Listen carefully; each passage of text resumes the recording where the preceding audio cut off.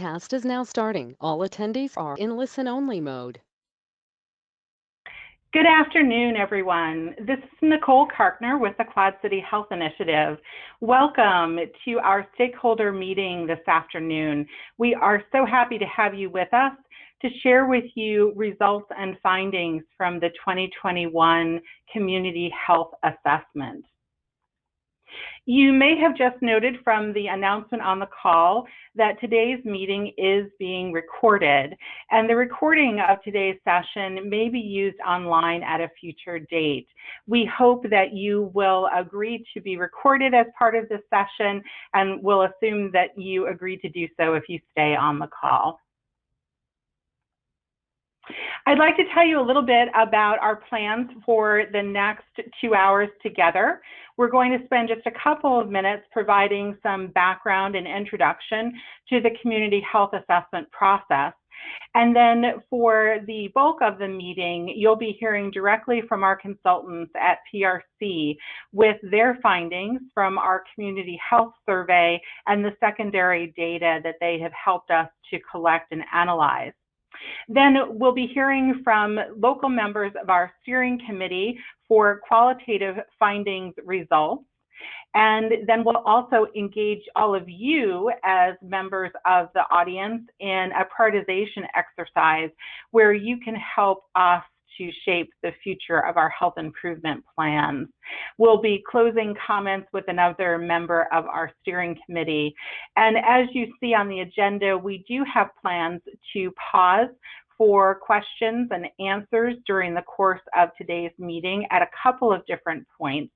We encourage you to enter any questions or comments in the chat or the question and answer boxes on your GoToWebinar screen. And we will be checking and monitoring the chat and the Q&A throughout today's meeting. So by way of background, I'd like to extend a welcome on behalf of the entire steering committee for the community health assessment process. This is a collaborative effort that engages our health partners in the Quad Cities area, and we are meeting on an ongoing basis, even in between assessments, in order to coordinate our work and talk about the information that we want to gather and share with the community about our community's health status. So a sincere thank you from all of us on the steering committee for your interest in this process. As we begin each community health assessment cycle, we reflect on why this health assessment is so important for the Quad Cities community. And it's really so that we can fulfill this vision that you see here. We want to make sure that as a Quad City community, that we are united as one vibrant, diverse, collaborative community with engaged citizens, safe, thriving neighborhoods, and equitable and inclusive access and opportunities for overall health and social well-being. And this health assessment process gives us important information to help bring this vision for our community to fruition. So earlier this year, we reflected upon this vision with members of our community and reaffirmed and made a few adjustments to what we had used in 2018 in order to bring this vision forward here today. Many of you know that we have a long history of conducting assessments in the Quad City community and doing so collaboratively. 2002 was the first time that Genesis Health System and Unity Point Health Trinity collaborated and sponsored a bi-state community health assessment. And since then, we have worked on a regular basis with many community partners to conduct ongoing community assessments. Our partners are currently working on and coordinating 3-year cycles of assessment. This helps to meet the reporting requirements of our local health systems and also encompasses and includes the planning cycles of our local health departments. But all of this assessment work really does lay the foundation for then our collaborative work to come. Once the health assessment findings are available, the partners begin talking with the community and working together to develop health improvement plans that allow us to take action to improve our community's health. And so I wanted to reflect for a moment on some of the activities that have occurred since our 2018 assessment. Those of you familiar with the 2018 assessment perhaps will recall that we identified 3 priority areas. The community helped us to say that mental health, nutrition, physical activity, and weight, and access to health care were areas that we should look at more closely and work together on. And in the last couple of years, there have been wonderful things happening in all of those areas. Just a few of them are listed here. So for example, there's been expansion of telehealth for behavioral health services, new staff positions created to work with special patients in discussing mental health. There have been new programs developed and new coalitions created to advance behavioral health in our community. When we think about nutrition, physical activity, and weight, topics that are so fundamental to so many health conditions, we found opportunities to continue to educate and promote healthy lifestyles in our community, to support organizations and businesses with policy change and environmental changes that can create a culture of health in our community. There have been classes and programs and resource guides that we've been able to share with the community to help to connect people to resources in this area. And as we think about access to healthcare, our providers are constantly thinking about how they can create new opportunities for access by developing new facilities, new resources and helplines, referral guides, referral connections, and relationships with other organizations to make sure that patients' full needs are being met. And once again, thinking about new and innovative ways to deliver care and create access to services in our community. So this work that you're going to hear about today is crucial not only for our understanding of our community's health status, but also for helping us to think about how we can continue to advance our collaborative work together. Very briefly, there are 2 pieces to our assessment methodology, and PRC will talk about their work in the health survey in greater detail. But we asked PRC to help us to conduct a community health survey and to assemble secondary data largely from national and state sources that could inform our understanding of our community's health. And they'll be sharing with you some of that data analysis and reporting today. Our local partners also work to assemble quantitative data, largely from our provider organizations, that could help us to understand what is happening in the Quad Cities. And we conducted a lot of great qualitative information from focus groups held throughout the Quad City community. And you'll be hearing about that later on today as well. So as we form each assessment cycle and the plan for each assessment, we really rely upon input from community members to help to guide us in this and to make sure that we're answering the questions and gathering the information that's of greatest interest to our broader community.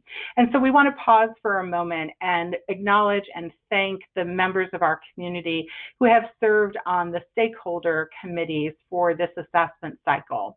This first list acknowledges all of those who worked in Rock Island and Scott counties on our stakeholder committee. And the next 2 slides acknowledge those members of the Muscatine County Stakeholder Committee. Again, these members of the community were helpful in identifying opportunities for us to speak with other community members in developing our focus group plan, and they will also be instrumental in helping us to think about what all of this finding, all of this information from the assessment means and how we should prioritize our health issues going forward. So a thank you to all of our stakeholder committee members. Before I turn things over to PRC, just a couple of additional notes.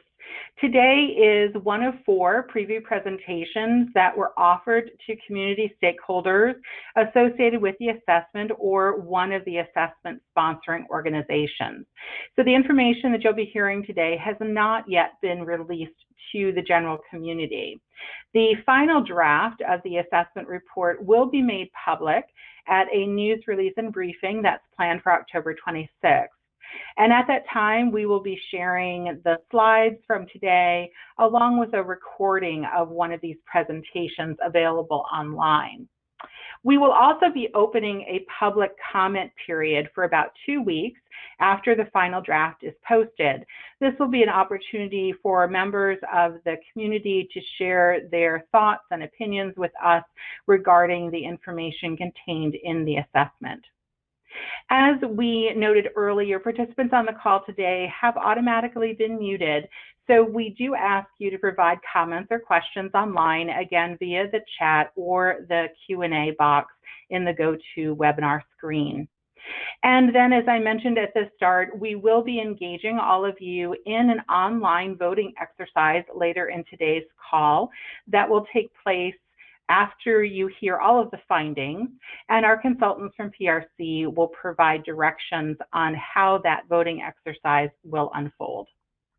And so it is now my pleasure to turn the program over to Bruce Lockwood, who is the Senior Vice President, Community Health at PRC. And Bruce, I will turn things over to you. All right, thank you, Nicole. Welcome, everyone. I'm happy to be here today, and I'm excited to share with you some information that is really quite current. This is information that has just been collected and assembled, and as Nicole mentioned, you're one of the first audiences to hear this information ahead of the public release. So what I hope to do today is to cover some of the key findings that we learned through the process of those 2 pieces that Nicole had talked about. And I do want to share a little bit at the outset here about how we went about collecting this information. So again, it included some existing secondary data in our review. This is information that's out there, available through things like the census or through public health data, birth certificates, death certificates, that give us information about the health of our community. As Nicole also mentioned, we brought in some of the local provider data to understand what brings people to the hospitals, and how that can inform our assessment findings. But really the bulk of what I will talk about today, and what was the cornerstone of our portion of this assessment, was a customized local health survey that was administered in the 3-county area. And this was a survey that was largely phone-based, landline and cell phones. It did include an internet component as well, but it was something that asked individuals living throughout our community about their actual health status, experiences, and their behaviors. And you'll see as I go through that, one of the huge values of this assessment process is, now that we have been doing this for close to 2 decades in much of the service area, we have some really invaluable trends that really add context to the direction of these health indicators. You'll also see that for many of the indicators, most of the indicators, we have some level of benchmarking available, either to national data that's taken from a health survey that PRC conducts, or some state level data that's available through the CDC. And I do want to talk a little bit more about that phone component, just to explain a little bit more. In all, there was over 1,100 surveys conducted throughout the targeted communities of Scott, Rock Island, and Muscatine counties. And ultimately, these were proportional to the population distribution of the communities. We also included some oversampling that allowed us to get good representation from, for example, African American residents and Hispanic residents. So we made special efforts to ensure that those data were available to understand health equity in a lot of the measures that we looked at. Now, as Nicole noted, the history of assessment reaches all the way back to 2002 for Scott and Rock Island counties. So you'll see for some of my indicators, I can trend back for what we call the Quad Cities area for those two counties.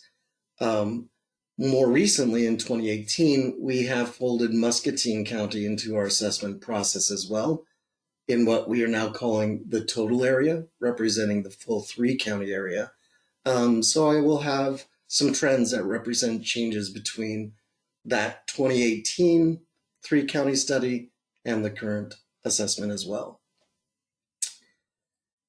The survey itself, it collected a lot of information that is truly valuable in the community. And it was a long survey.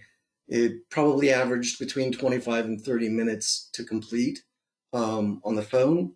But we did get excellent participation, even with the survey that long.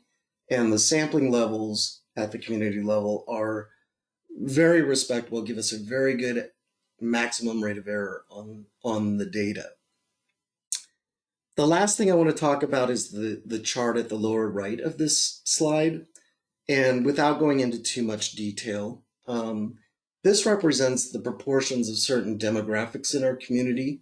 The orange bars represent what we find through actual census data. And the red bars represent those proportions of demographics in our final survey sample.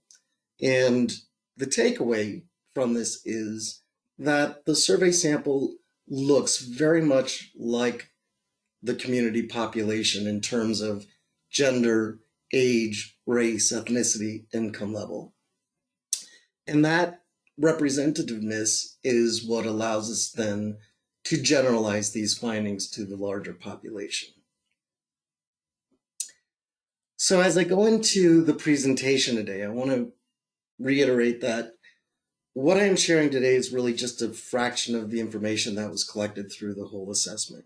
In the public release of the data in the coming weeks, you'll see that there's much more than I'm able to share with you today. So today I'm going to focus largely on what we call areas of opportunity, which tend to be those things where we can do much better. But I want to assure you that there are many positive findings for the area as well. And I'll cover a few of those as we get started. As Nicole noted too, we want to give you the opportunity to ask questions. Since you're all muted, we will need you to submit your questions through either the chat or the questions box on your GoToWebinar dashboard. And you can go ahead and enter those at any time. We'll monitor those, and at the end of the presentation, I can come back and address any questions that have come through. So if you, as we're going through the presentation, if you think of something, feel free to go ahead and jot it down, add a comment or a question, and we will get to that towards the end of the presentation. Also, later in today's activities, we are going to be asking you to give us some input towards prioritizing some of the health issues that I will be talking about. And we're going to be using an online system called Mentimeter, if you're familiar with it, to register your votes, essentially, on what should be the focus for the community in terms of these health needs. And in fact, I want to start out the presentation today using that system so we can make sure that it's working well and that you're able to access the platform. So we're going to ask you to give us some feedback on who we have in the room here today with us. So to give your feedback, you'll need to either open a separate web browser or go ahead and grab your mobile device, your cell phone, your tablet with a web browser, and I will give you instructions of how to vote on the next screen. So hopefully you had your cell phone handy or opened a second web browser. Um, what we're going to ask you to do is to tell us a little bit about who you are in terms of what type of organization you represent, or something else. If you're a citizen interested in these findings, you may fall into this something else category.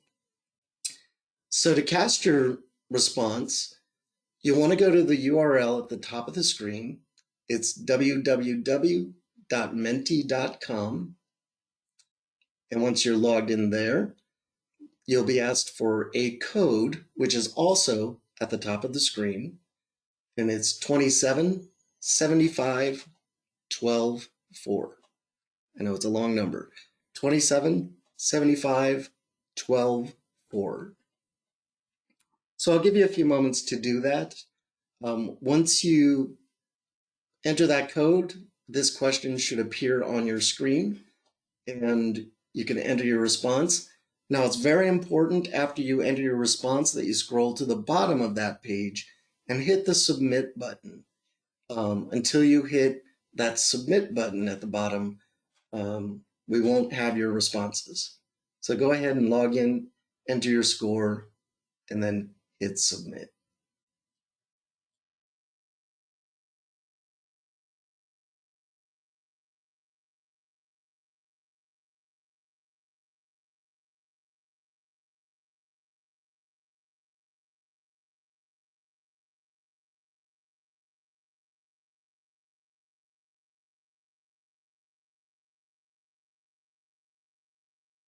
All right, looks like we have some responses coming in. Continue to enter your scores as we go in and talk about this. It looks like we have good representation from healthcare providers, about half of our attendees today. Public health, clearly represented. Education, social service organization as well. Any others casting your vote? Another for the healthcare provider side. Good, so it looks like we are kind of spanning sectors here. Another nonprofit, awesome. Very good. I wanted to do this to really just kind of understand who is with us today. Also to get a feel for this platform and using the Menti system to make sure the responses are coming in fine, because this is also the tool that we will use towards the end of today's session to engage in that prioritization exercise, as I mentioned. And I'll explain more about that when we get to it. But for now, you can put down your phone, tablet, minimize your web browser. If you do want to leave it up on the Menti page, when we get to that later activity, it should automatically advance to that question. But if not, you can easily reopen it and enter the code. So thank you everyone for participating here. So what I want to share today is really some of those key findings from the assessment. And the majority are going to be organized around what we call these areas of opportunity, which make up the bulk of this list. This is kind of a roadmap of where I'm going to go today. And I'll have a couple data slides for each of these categories to share with you as we get started. But I did want to start by again re-emphasizing there was a lot of positive findings through this assessment, even though the bulk of what I'm going to present today is going to share more of the negative. So on this slide, don't worry, I'm not going to read through all of these, but I wanted to highlight that there were several areas where we've seen significant improvement over time, or where we compare favorably to the US in terms of local death rates or access-related issues like routine medical care, dental visits, or behaviors like cigarette smoking, for example. So there were many things in this assessment that shows that the Quad Cities area and the total area has strengths to build on and has many assets in addition to those areas where we see some room for improvement. The next couple of slides I want to share are just general health status measures that we collected through the course of the survey. And in fact, this represents the very first question of our survey, where we asked people, would you say in general your health is excellent, very good, good, fair, or poor? Now, this is one of the few questions in our survey that is very perception-based, but I'll share with you that it's also one that is very strongly correlated with a lot of the other findings that I will be talking with today. And in terms of the distribution of responses, you can see on screen that a majority gave favorable responses, either excellent or very good health, or at least in that middle category of good. But on the lower end of the scale, we had about 1 out of 4 adults in the total area, 24.8%, rating their overall health as fair or poor, those orange and red slices of this pie. And it's that combined fair-poor response that we tend to track. And we can look at it in a number of different ways. So on this chart, for example, you can see for the total area, which is the 3 counties of Rock Island, Scott, and Muscatine counties, 24.8% rated their overall health as fair or poor. To the right of that, you can see how this compares to findings from a statewide survey that asked the same question in Iowa, Illinois, or a national survey with the same question. And in all 3 of those comparisons, you can see that the 3 county response is significantly higher than what we see at the state or the national levels. To the left of that red bar, you can see that there's a little bit of variation among the counties, but actually none of those differences is statistically significant. And it's very similar when we look at just the 2 county Quad Cities area, Rock Island and Scott combined. Another way that we can look at this fair-poor response throughout the 3 counties is by seeing how different parts of our survey sample answered. So if we break out our survey responses between what we hear from men and women, people of different age groups, differing income levels, race, ethnicity, you can see there are some outliers in the data, such as the ones that I've highlighted here. For example, adults in that middle age group, 40 to 64, more likely than younger or even older adults to rate their overall health as fair or poor. Black African American respondents, much more likely to give fair, poor health evaluations than people of other race ethnicities. But unmistakably, the strongest correlation is what you see in the middle of this chart, which is that relationship to income. And as I go through these charts, when you see these income categories, I want to share with you that very low income means that the respondent lives in a household with defined poverty status. That means an average of $26,000 for a family of 4 or less. Low income is people living just above poverty, up to 200% of poverty. So for a family of 4, that would be between $26,000 and $52,000. And then that mid-high income category are everyone with incomes higher than that.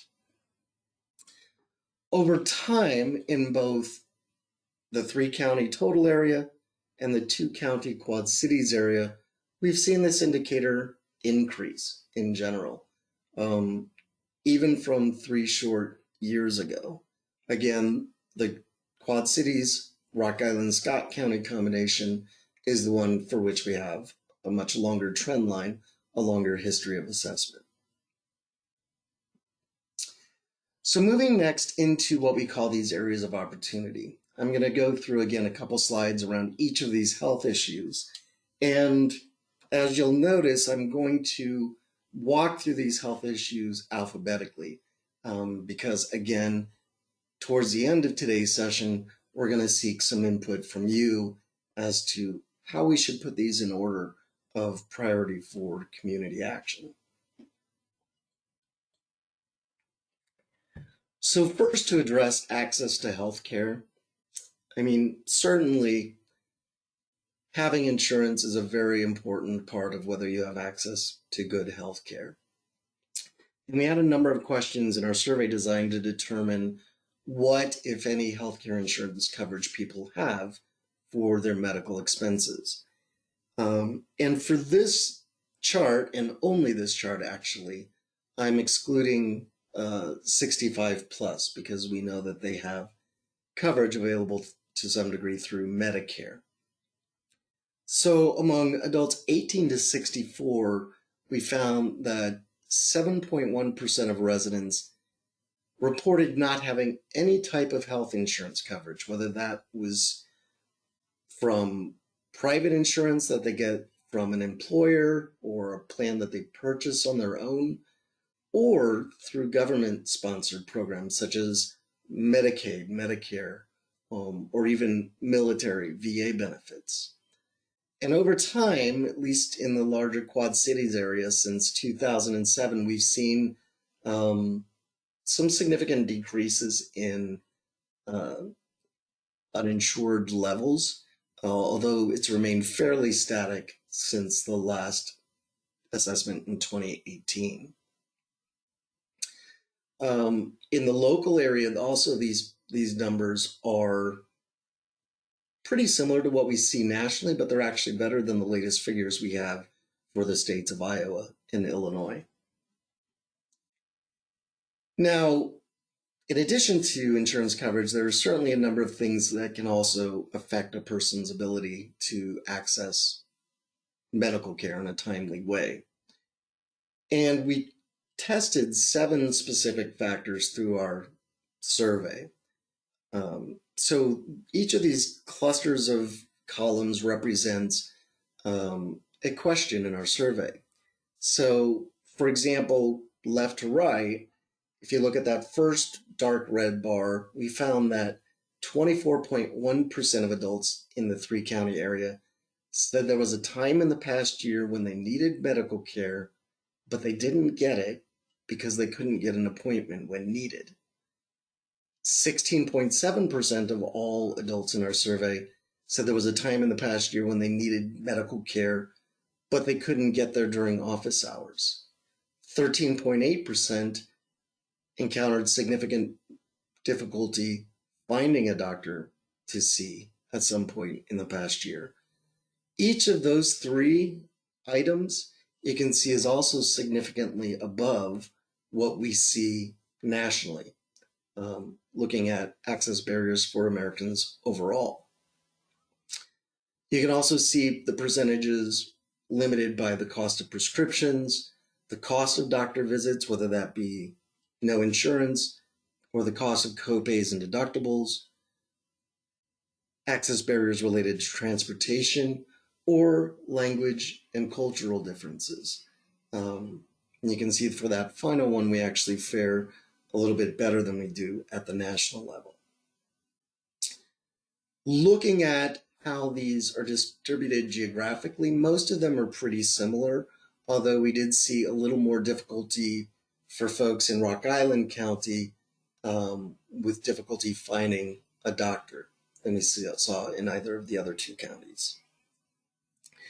Now, you may look at these percentages and think overall they're relatively small, but when combined, we find that it's 42.8% of all adults in the community who encountered one or more of these barriers in the past year. So it really is a significant share of our population.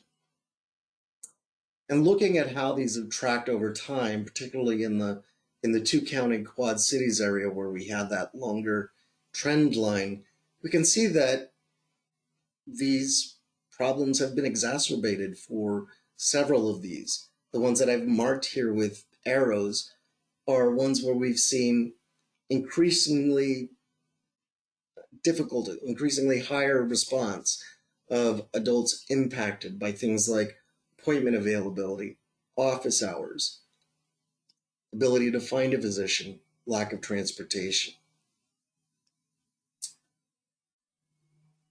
I also want to mention that in a separate question to the survey, we found that 12.8% of residents have actually used an emergency room more than once in the past year for their own health. And we use that as a kind of a proxy measure for people who may not have appropriate access. And that 12.8% is higher than what we found nationally. And it's particularly high in younger adults, low-income households, and in communities of color. We also had several questions in our survey asking people about their perceived ease of accessing various types of services. And again, in the Quad Cities area, we've seen that access appears to have worsened in terms of how people feel about being able to get prenatal and postnatal care, children's health care, mental health, substance abuse treatment, dental care, with a caveat that we have seen some slight improvement within the last 3 years for that substance abuse treatment measure.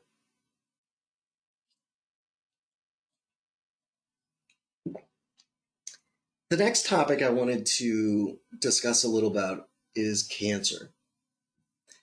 And in pulling in information from some of those secondary data sources, this is information that is gathered from public health data, actually information that's collected through death certificates for residents of the 3-county area. And then from that, we found that in the latest reporting year, which was 2019, that cancers were the number 2 leading cause of death in the Quad Cities area and throughout the total area, accounting for a little over 21% of all deaths, and second only to heart disease. We also looked at what are called age-adjusted mortality rates for cancer. And these are rates of death that are adjusted for the population size as well as for the age of our population. And using that measure for the total area, we see the cancer mortality overall is actually a little better than what we see at the state and national levels. But if we drill down into that a little further, looking at some of the leading cancer sites, we see that lung cancer mortality specifically is one area that emerges as something actually higher than what we see for the corresponding US rate.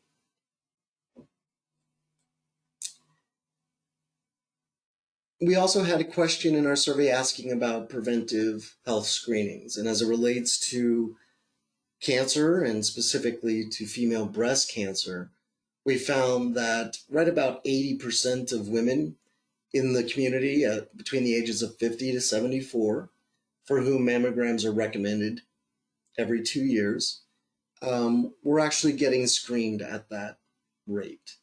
So right about 80%. That's close to what we see statewide and nationally, but you can see we've seen some deterioration in that over time, even from the last survey cycle. We also asked about appropriate colorectal cancer screening in adults 50 to 75. For that, we found that a little over 3 out of 4 are getting appropriate colorectal cancer screening, which is also similar to what we see statewide and nationally.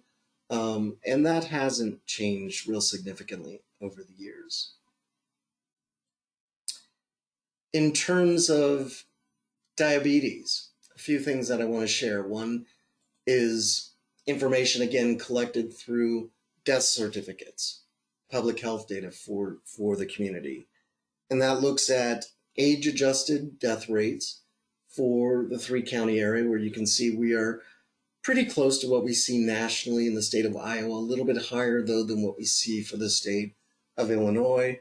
But what really jumps out here is a very elevated rate in Muscatine County, where we see a rate more than twice what we see elsewhere. as it relates to death associated with diabetes. I will mention that for Muscatine, which has a smaller population size, these numbers can vary a little bit more year to year. But even taking that into consideration, this figure here is certainly an outlier. In our survey of the community, we also asked people about if they've ever been diagnosed with diabetes by a healthcare professional. And you can see right in the middle there in red, 13% is the prevalence of diabetes in adults in the total 3-county area, which is higher than we see for Iowa, closer to what we see for Illinois and the US overall. Doesn't vary a lot between the counties, but it is something that has really pretty steadily risen over most of the length of the surveys we've been doing in Scott and Rock Island counties. And when we look at the relationship of diabetes to those demographic breakouts that we had talked about, gender, age, race, ethnicity, and income, it really is age that is the primary correlation. As we get older, that prevalence level of diabetes tends to increase pretty sharply. Now, in addition to this 13% of adults with diabetes, our survey also found another 10.3% of adults who say that they've been told they have pre-diabetes or borderline diabetes. So that's an additional at-risk group. If you combine, making up about 23% of the population. In terms of heart disease and stroke, cardiovascular disease, if we turn back again to leading causes of death in the community, as I mentioned earlier, heart disease is the #1 leading cause of death, accounting for 24% of all deaths in the area. If we also look at stroke, which is also a cardiovascular condition that shares many of the same risk factors, we can see that that is the #5 leading cause of death in the community, contributing another almost 5% of deaths to these figures. Looking at age-adjusted mortality for both heart disease and stroke, our local rates are really very close to what we see state and national rates. And much like we see at the state and the national levels, they are actually declining over time. That's pretty consistent with what we see in most communities and most states, and certainly nationwide. Through the course of our surveys, we also asked a lot of questions that relate to what are cardiovascular risks or behaviors. So what this percentage represents is that 88.5% of adults in the total area exhibit one or more of the following. They don't get enough physical activity. They smoke cigarettes, have high blood pressure, have high cholesterol, and or are overweight or obese. So any one of those characteristics can put a person in this category of having one or more cardiovascular risks or behaviors. And you can see that the prevalence locally is a little bit higher than what we see nationally, and actually to a statistically significant degree. Highest in these groups that I've highlighted here: men, adults over age 40, Black African American respondents, more likely to exhibit cardiovascular risk than other parts of the population. If we look at two of those risk factors, specifically diagnosis of high blood pressure, high cholesterol, we can see that each of those affects over a third of our population. In the total area, 37.7% of adults have been told they have high blood pressure by a healthcare provider. That's something that's increased significantly over the last nearly 2 decades for the Quad Cities area. In terms of cholesterol, something similar, 34% of adults currently with high blood cholesterol. Again, something that's increased over nearly 2 decades, fairly steadily in the Quad Cities area. And in both of these cases, once again, we see that it's primarily age related.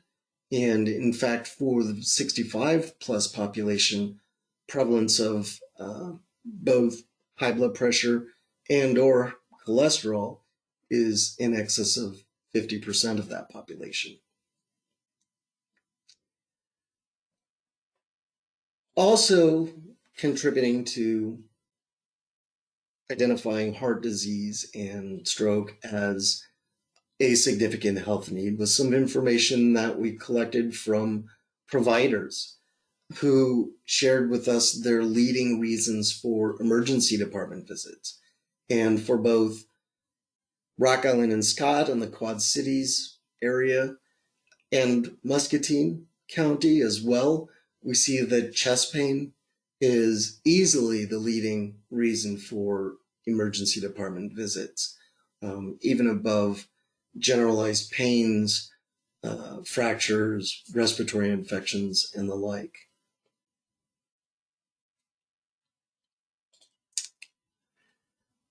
Next, I want to share a couple slides as it relates to infant health and family planning. I mentioned earlier that in our survey of the community, we asked people about their perceived access to various types of services. And this included a question asked of women aged 18 to 49 in how easy they feel it is to obtain prenatal and postnatal care in the community. And we found that 14.4% of these women do not feel that they have great access, rating it as either fair or poor. Recall that this has worsened over time in the Quad Cities area. Also more recently in the total 3-county area, we saw that Muscatine County residents particularly, these women were more likely to rate access fair or poor than in either Scott or Rock Island.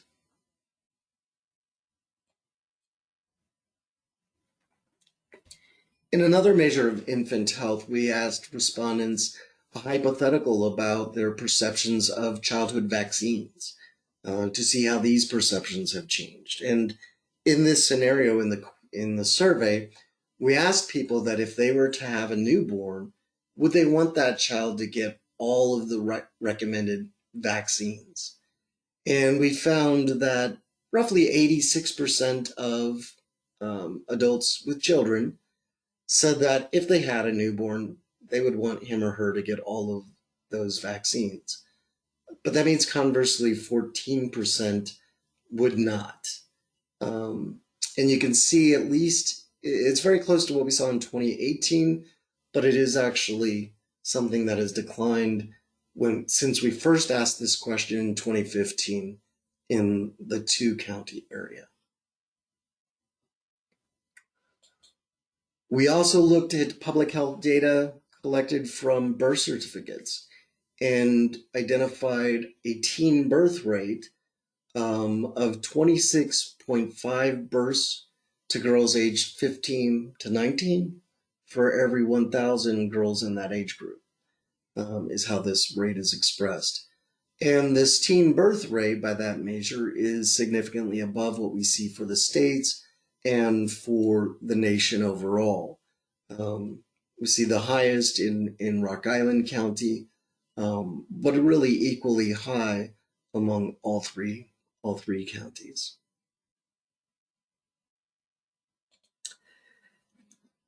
Some information as it relates to injury and violence. Looking again at death certificate information, we see that deaths attributed to unintentional injury have increased pretty significantly over time in the total area as well as in the Quad Cities area. These are the age-adjusted mortality rates for unintentional injury deaths. It somewhat follows the national trend. It's a sharper trend than we see for the state of Iowa, but not quite as high as we see for the state of Illinois. And if we look at what contributes to these unintentional injuries, falls are far and away the number one leading cause in the total area. Falls account for more than 45% of all injury deaths in the 3-county area. And that risk related to falls is something that we corroborated through our community survey as well, where we found that 12.7% of adults in the community report to us that they were injured as the result of a fall in the past year. And that's among adults 45 and older. And that's significantly higher than we see in a national survey that we asked that question.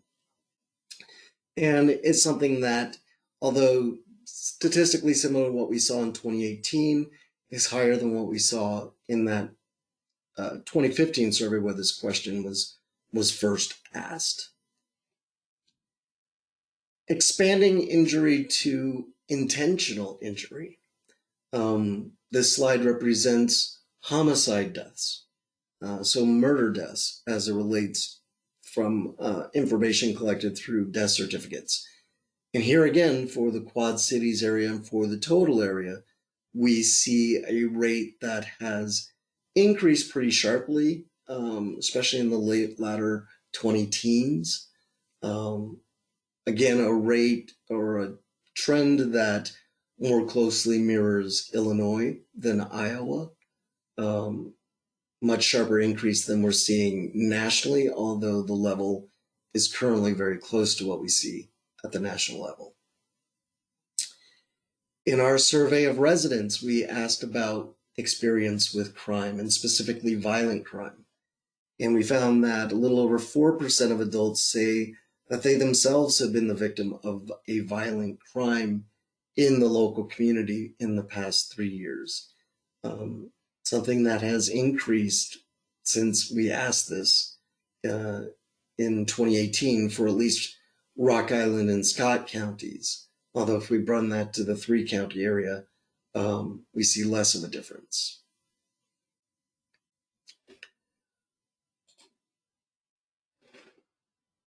Getting more personal for our respondents, we found that about 1 out of 4 of adults in the total area, 25.2%, reported a history of domestic violence, saying that they had ever been hit, slapped, pushed, kicked, or hurt in some way by an intimate partner, whether it be a spouse, someone they were dating or on a date with, or someone with whom they were intimately involved.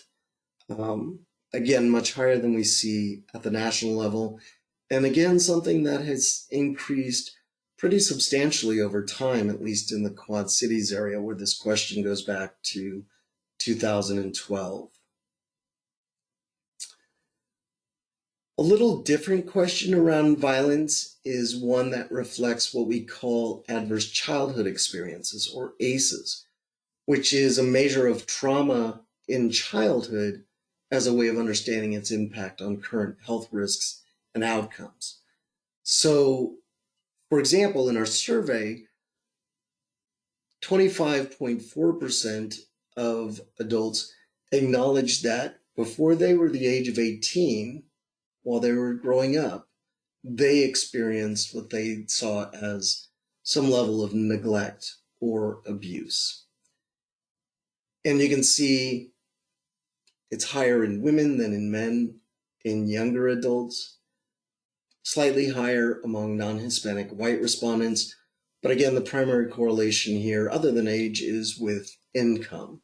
So those in very low or low income households, they're much more likely to have experienced neglect or abuse while growing up. And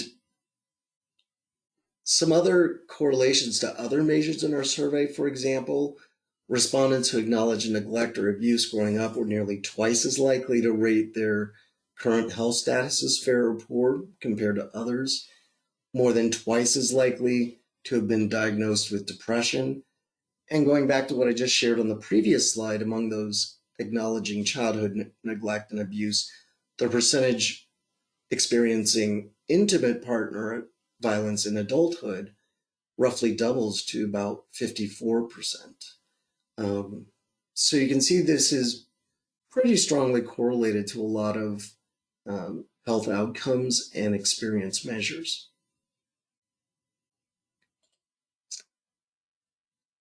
In terms of kidney disease, really just one slide to share around this, and that is information that, again, is taken from death certificate data and looking at age-adjusted mortality rates for kidney disease in the total area and in the Quad Cities area. And you can see that this trend has been pretty sharp in the latter half of the 2010s, much sharper increase than we see for either state or nationwide. And in fact, our current rates are significantly above what we see for the US in the state of Iowa. By county, it's also notably higher in Rock Island County than we see in the other two.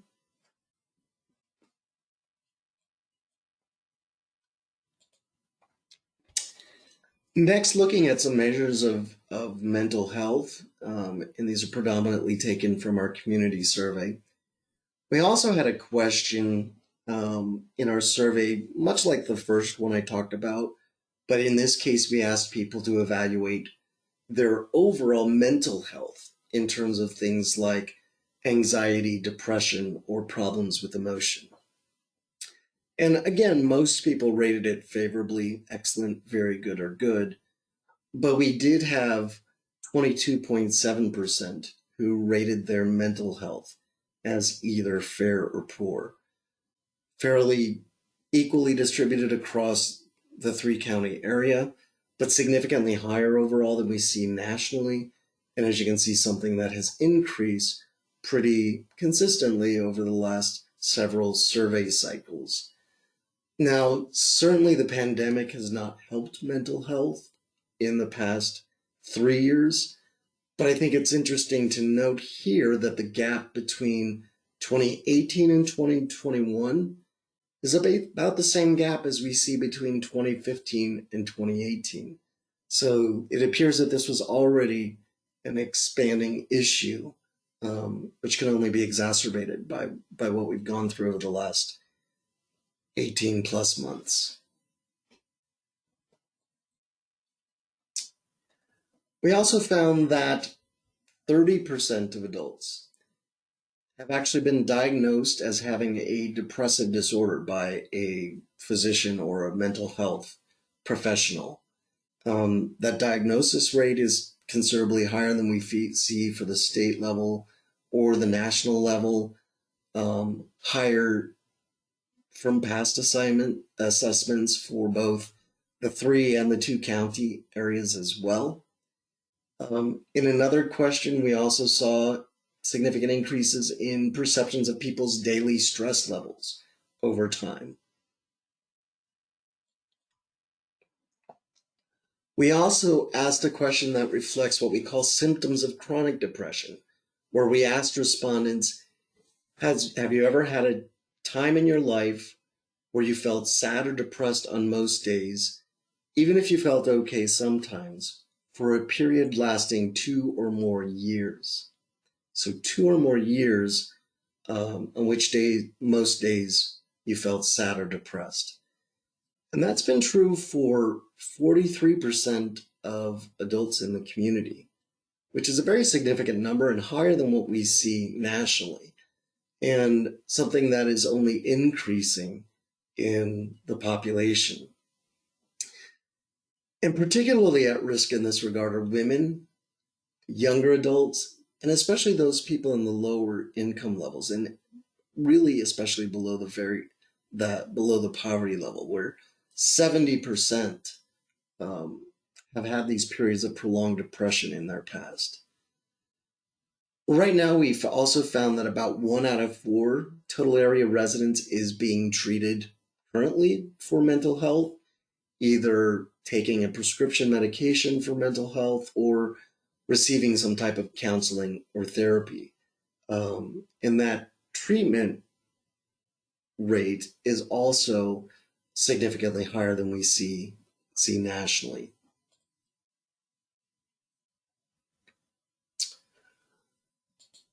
I noted earlier too that at least in the Quad Cities area, the 2 county area for which we have the longer trend line,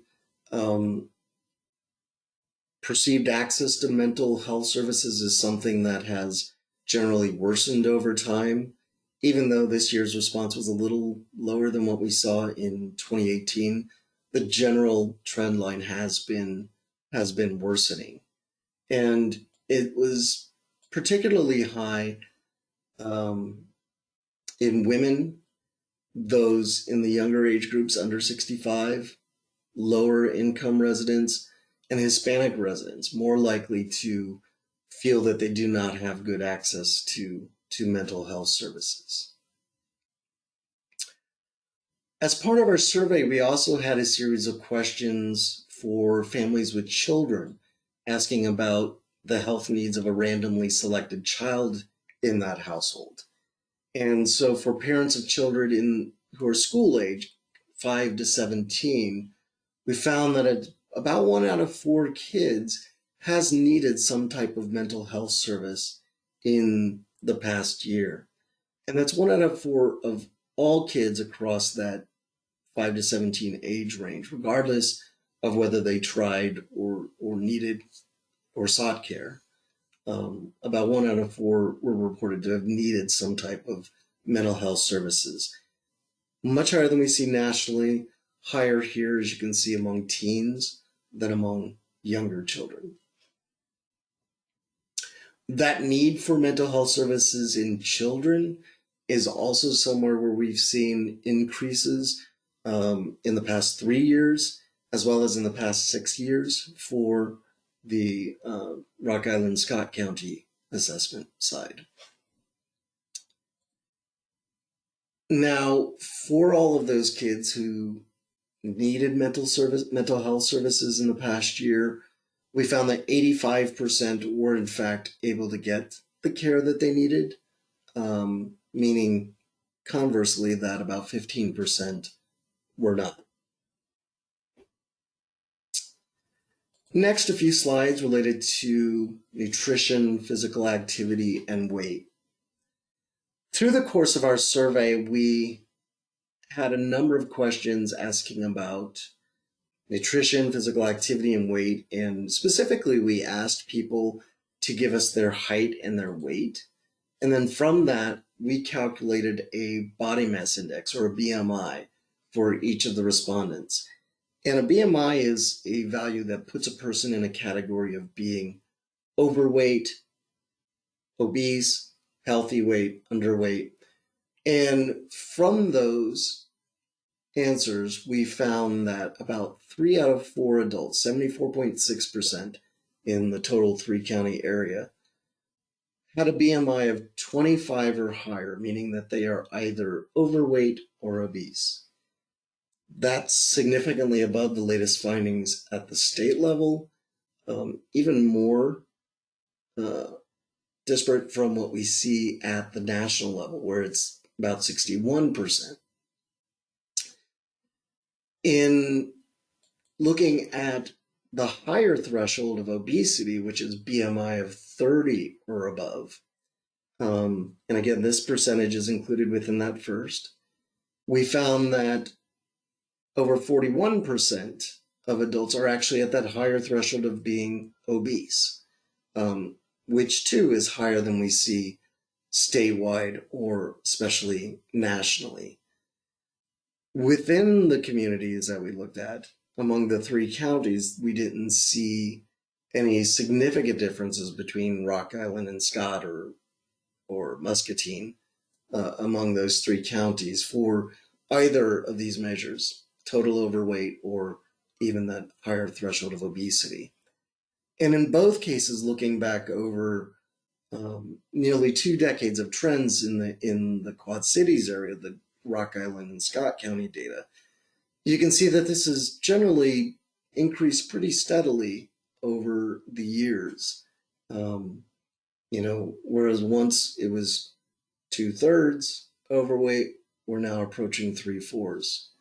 What was once about a quarter obese is now over 40%.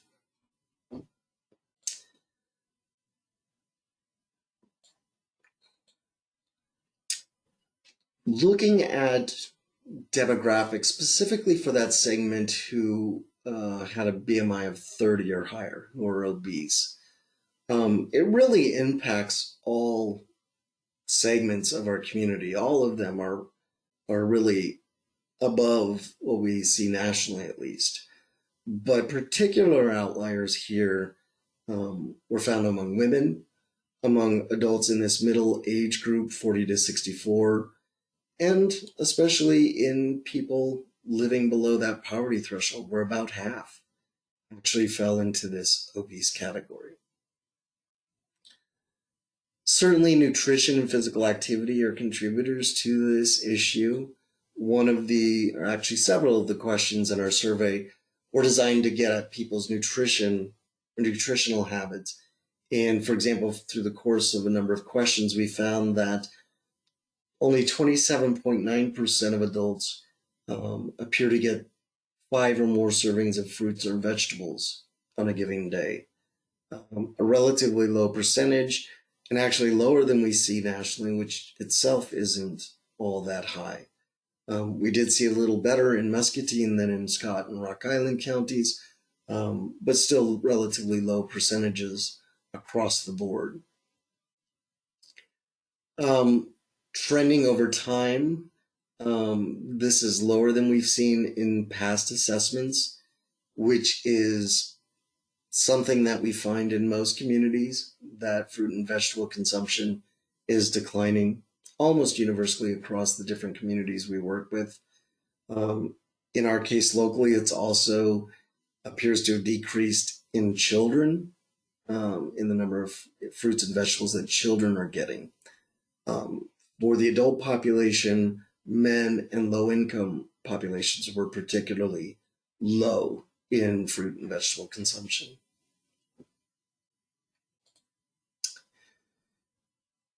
In terms of physical activity, we found that really right about 1 out of 4 adults reports not getting any type of physical activity outside of their work duties in the month preceding the survey.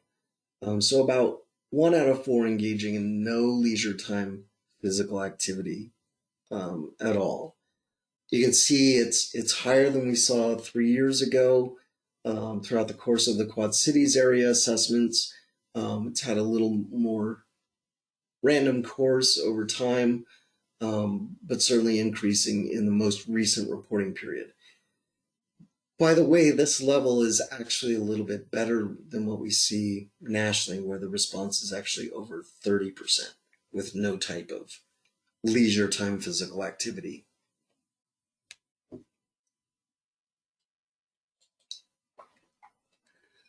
For kids, the recommendation is that children get 1 or more hours of physical activity every day. And in our survey of households with kids, and specifically children aged 2 to 17, we found that about half of children in the total area appear to be getting that level of physical activity, which again is better than what we see nationally. Although it has declined a little bit in the Quad Cities area, the 2-county area, compared to baseline 2015 findings.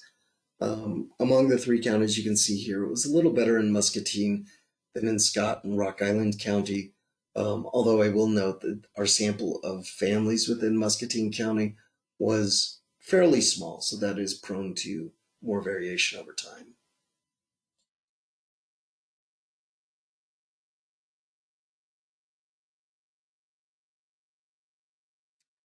Moving along on our list here, next here alphabetically is oral health or access to dental care.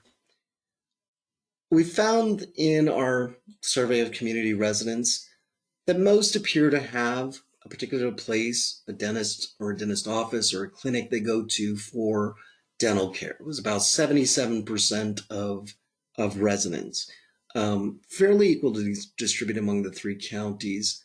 In the Quad Cities area, though, it is lower than what we had seen in some of the earlier assessments, such as in 2012, where it was actually a little over 80%. So certainly more opportunity to get people connected to dental care in the community.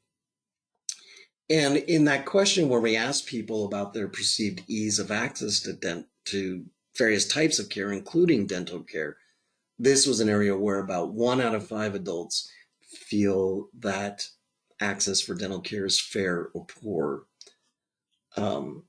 That too is worse than we saw in past assessments, which kind of corroborates what we saw on the previous slide.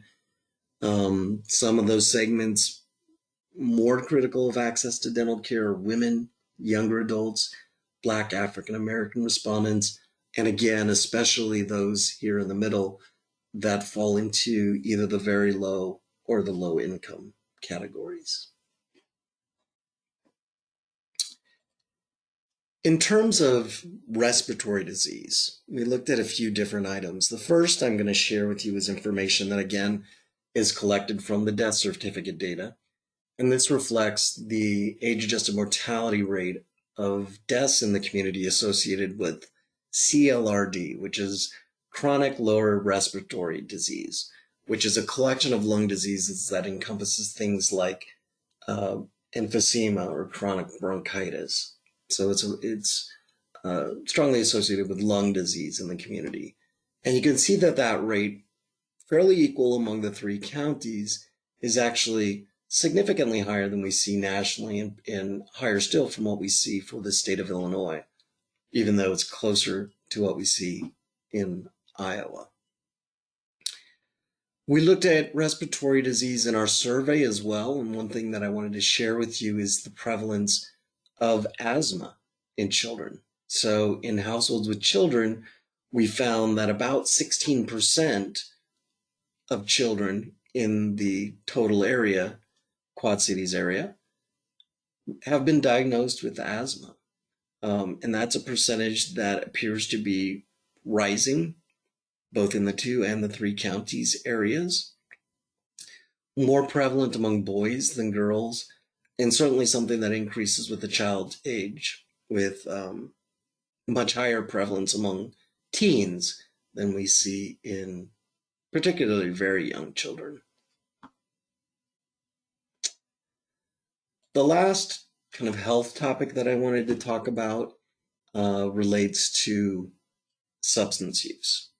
And we looked at a variety of measures here as well.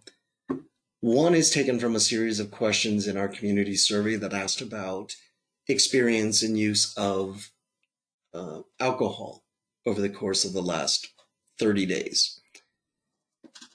And from that, we found that 23.7% of adults in the total area are considered to be what we call excessive drinkers, meaning that they either average a high number of drinks per day over the last 30 days, or they had episodes of binge drinking, where they consumed a high number of drinks on any given occasion.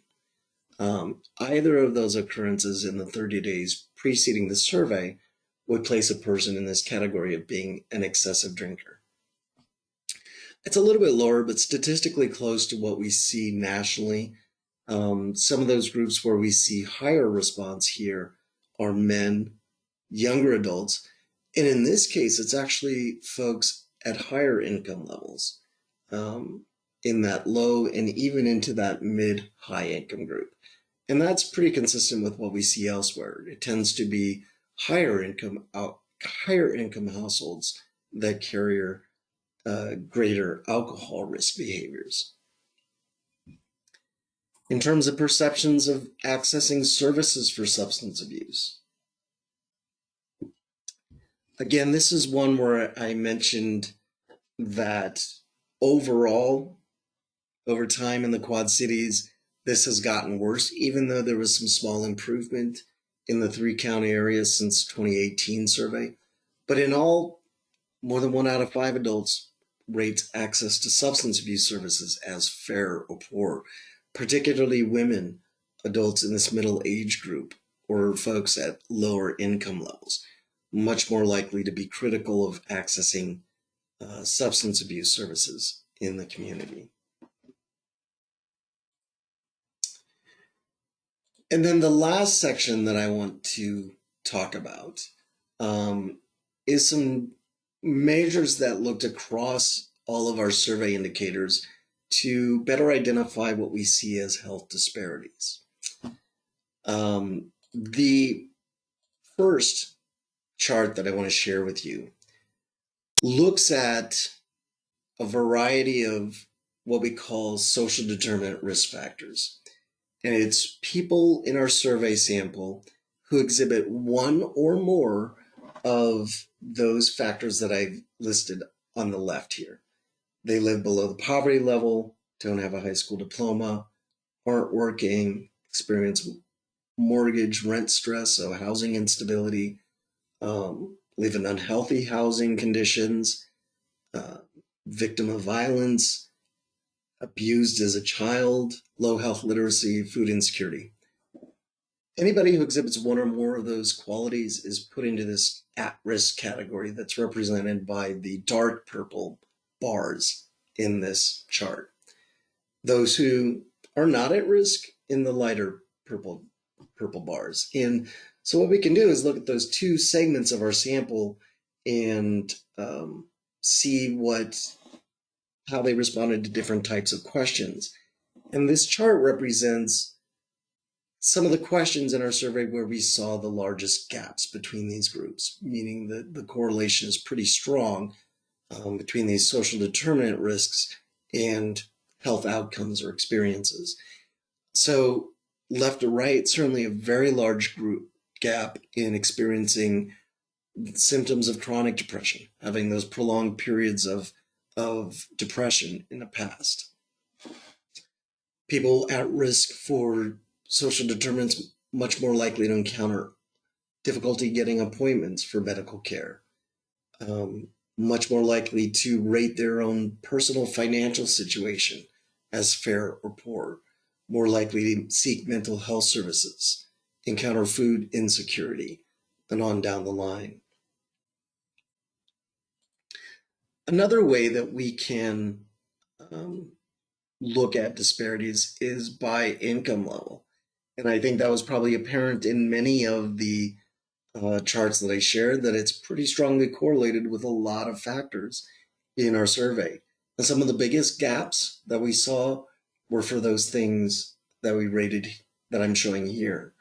Not surprisingly, and of course, we see a particularly broad gap for people at different income levels rating their own personal financial situation, but also things like food insecurity, overall health ratings, not having a dental care home, if you will, perceived access to things like mental health or dental care, very broad gaps based on income level.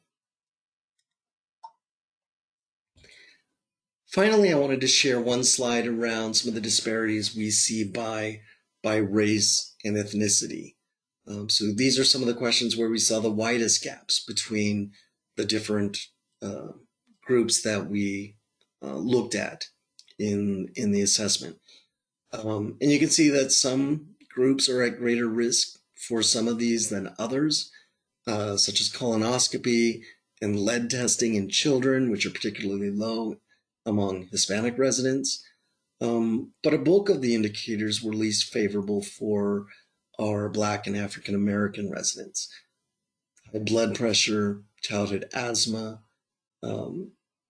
financial situation, dental care, use of walking trails, food insecurity, and that last measure, which represents people who feel they've been eating less healthfully since the beginning of the pandemic.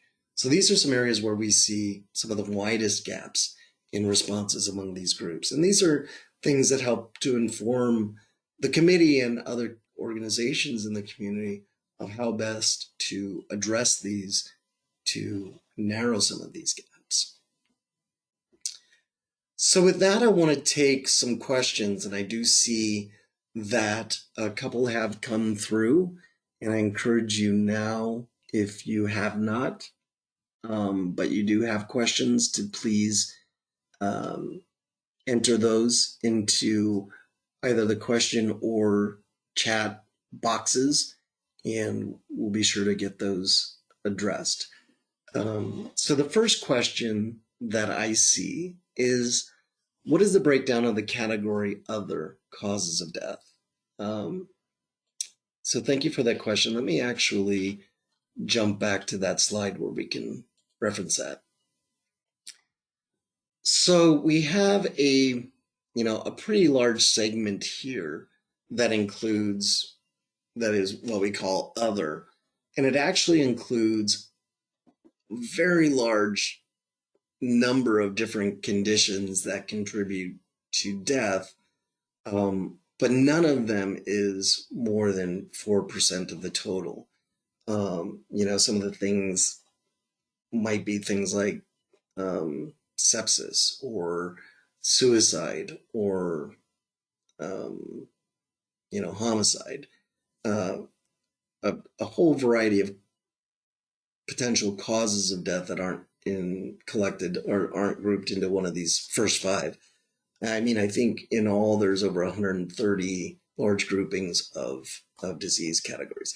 So that 37.9% represents a collection of a great number of different conditions, but none of those is a significant contributor to the extent of the top five that I've listed here.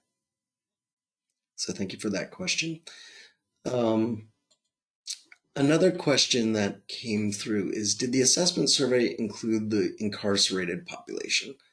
A really good question, actually. So it did not. So the survey, limitations of the survey would be that it doesn't include any institutionalized populations.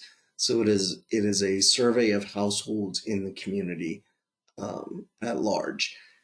It was conducted in English and Spanish, which should give us about 98% coverage of the community, but it's also possible that there may be some linguistically isolated households who, although make up a very small percentage of the total population, might not have been able to participate for that reason as well.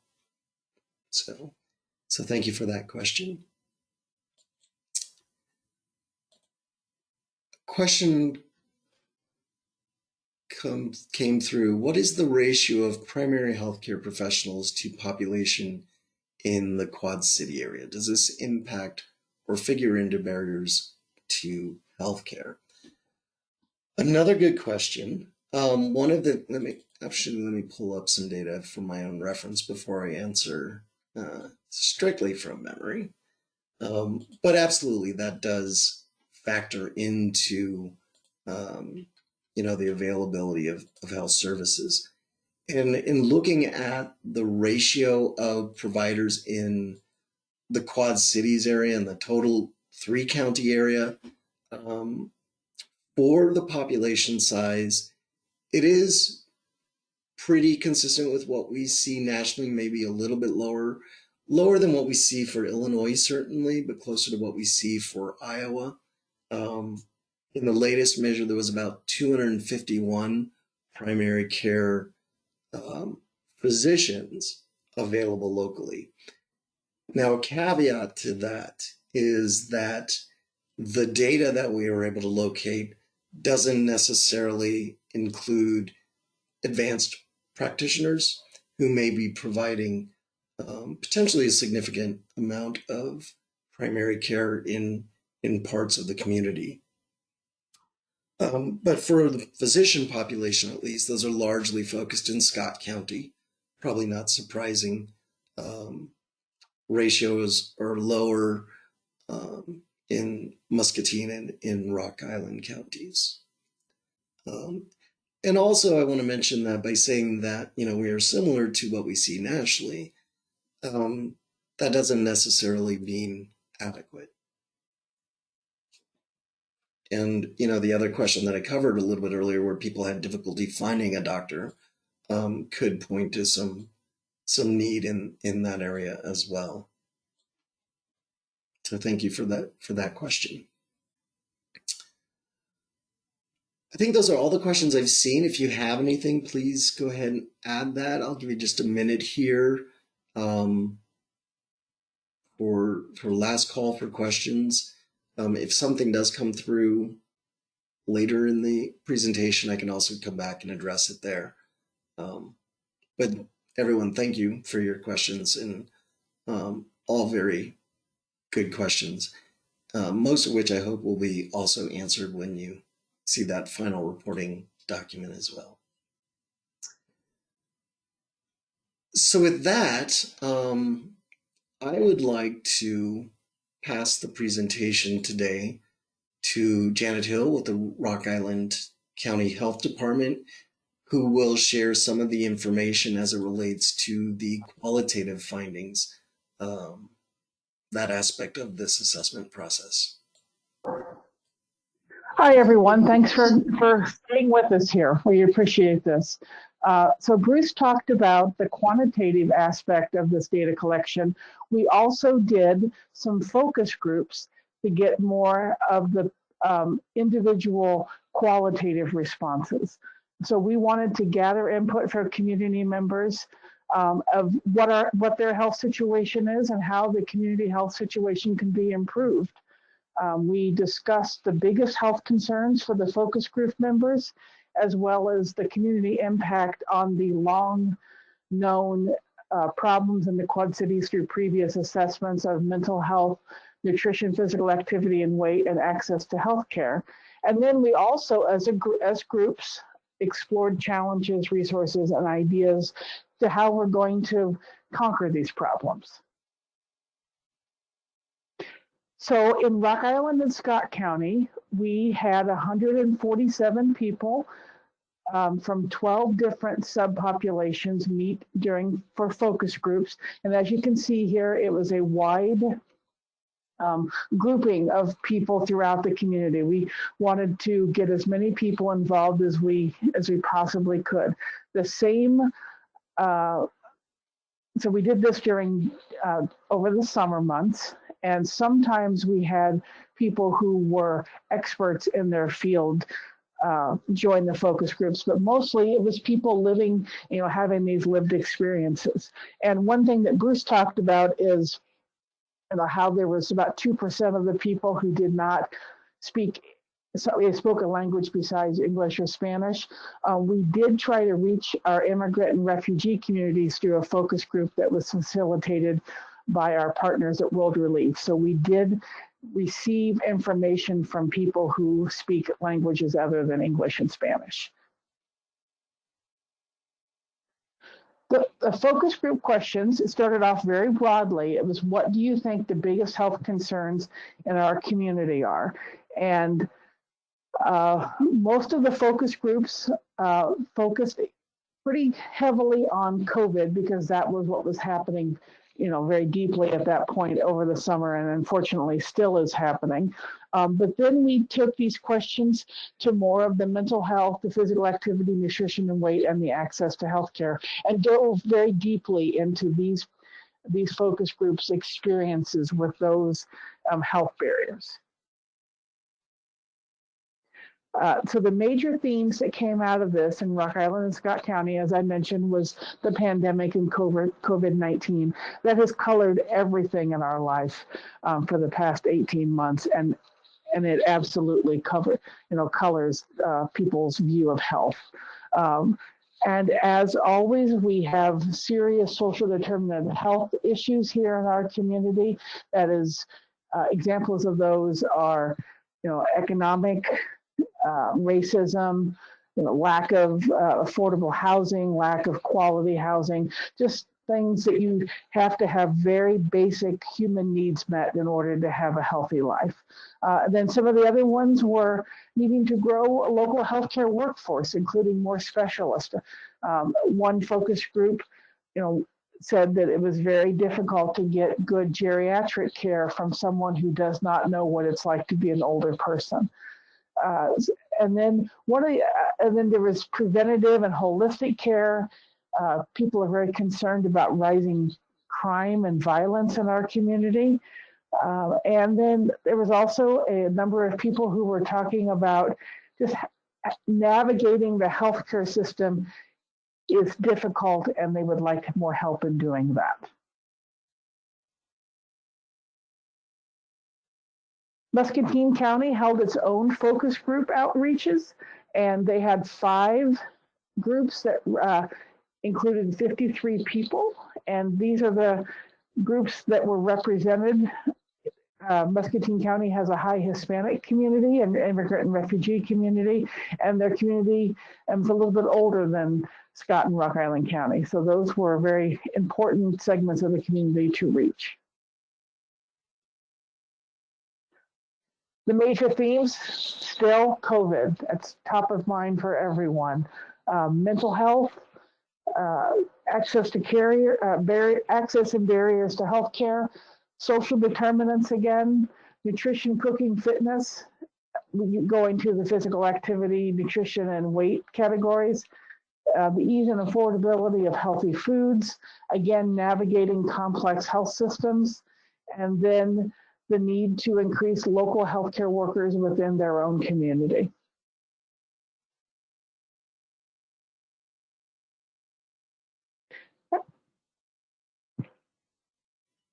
All right, thank you, Janet. So at this point, I am going to ask you to give a little more of your time to give us some information and feedback as it relates to prioritizing the various health issues that we talked about today. So this is going to be another exercise that engages that Mentimeter system, that menti.com website. So again, if you got a chance, grab your cell phone, your tablet, open that second web browser again. A little bit before we proceed about what I'm going to ask you to do here. So for each of those various health issues that I mentioned, access, diabetes, cancer, etc., you're actually going to assign each of those 2 scores. So the first score you'll give for each of those is what we call scope and severity. I want you to help us identify how big is this problem in the community. And to do that, I want you to think about how many people are affected in terms of raw numbers in the population. What did some of those comparisons look like to the state and national data that I presented? I also want you to think about the severity of that health issue. To what degree does it lead to death or disability, impaired quality of life, or is it something that exacerbates other health issues? So all of those will factor into this score that I'm going to ask you to give each health issue as it relates to scope and severity. And then for each health issue, a second score reflects what we call ability to impact. And it's basically asking, is this an area where we can make a difference? So what's the likelihood of having a positive impact on this health issue if this is something we chose to work on collaboratively between healthcare and other organizations in the community? So is this an area where we can reasonably make a difference? And I want you to not overthink this. I want more of an instinctual response. Essentially, what we're trying to identify is, which of these things are lower hanging fruit versus which of these are, more longer term or even generational to start to move that needle. So as we advance to the next question, your screen will look something like this, for example, if you're on a cell phone. So the health issue will be listed, followed by 2 sliders that represent the 2 scores for each health issue, scope and severity and ability to impact.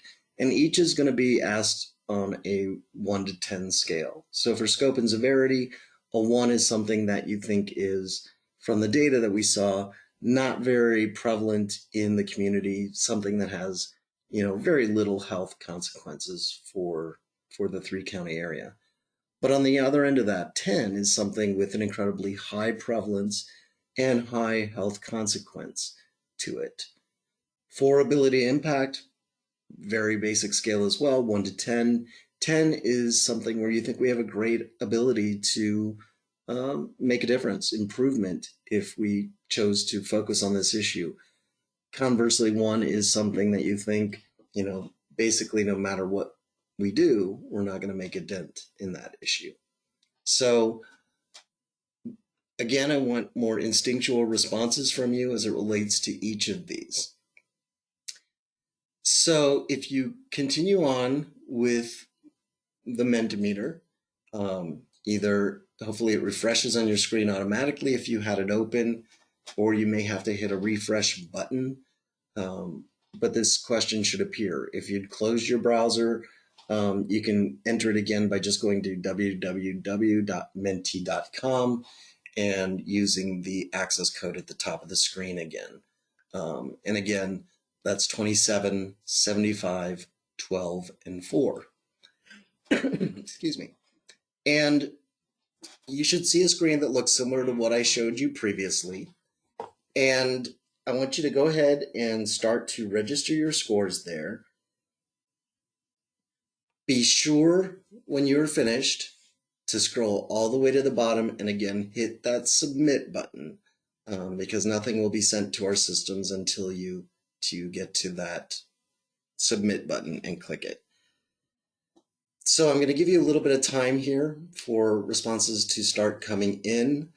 So go ahead and go through, enter your scores for each of these 12 health issues, hit that submit button when you're done, and I'm going to give you a few minutes to do that.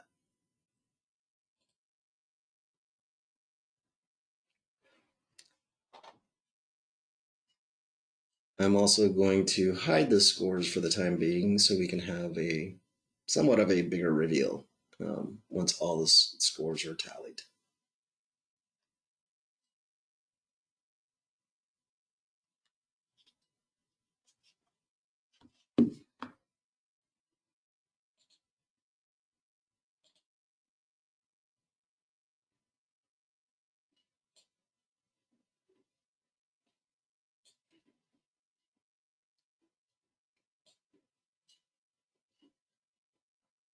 Again, your input today will be consolidated with what we heard from our other 3 stakeholder meetings. And this really is important information that the steering committee and others will consider as they start to develop programs and approaches to address some of the inequities and disparate health measures that we talked about today. So your input here is really important, and I hope that you all will participate.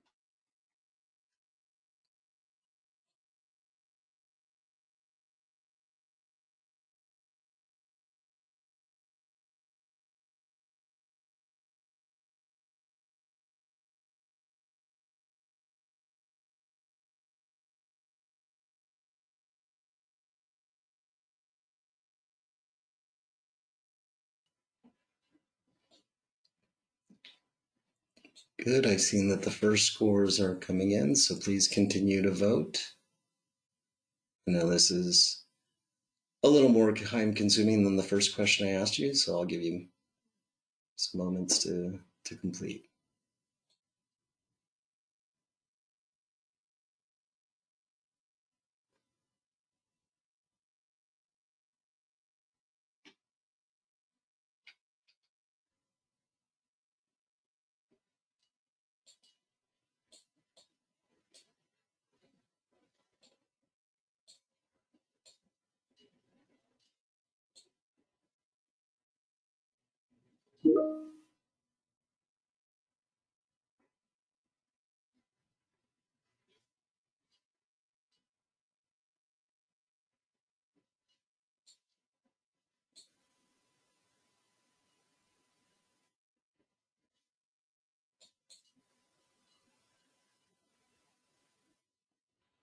All right, it looks like most of the scores have come in. There may be still a couple that are voting, and if so, that's fine. Take your time, continue to vote.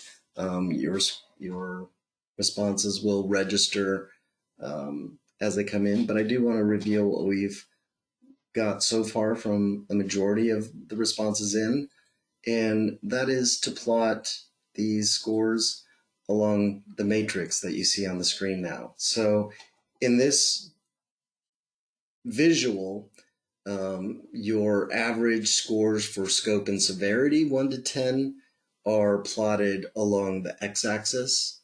Those ability to impact scores for the various health issues are plotted along the y-axis.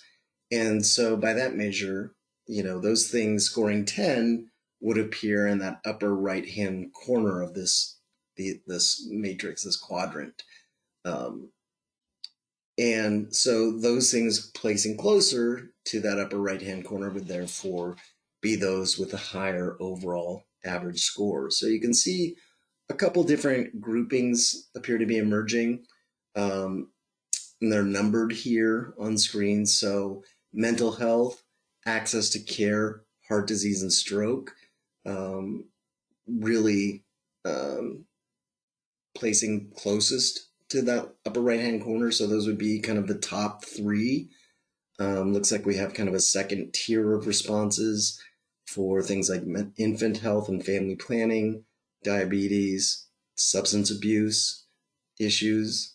Kind of a third tier would be things like respiratory disease, nutrition, physical activity, and weight. I want to mention also that if you continue to have any questions, please go ahead, continue to enter those into the questions or the chat dialog boxes.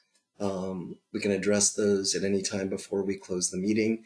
If you are still voting, completely fine. Even if I move beyond this slide, anything that you enter into the system will ultimately be registered and will be counted toward the final prioritization when we collate all the responses across these meeting groups. So thank you very much for participating.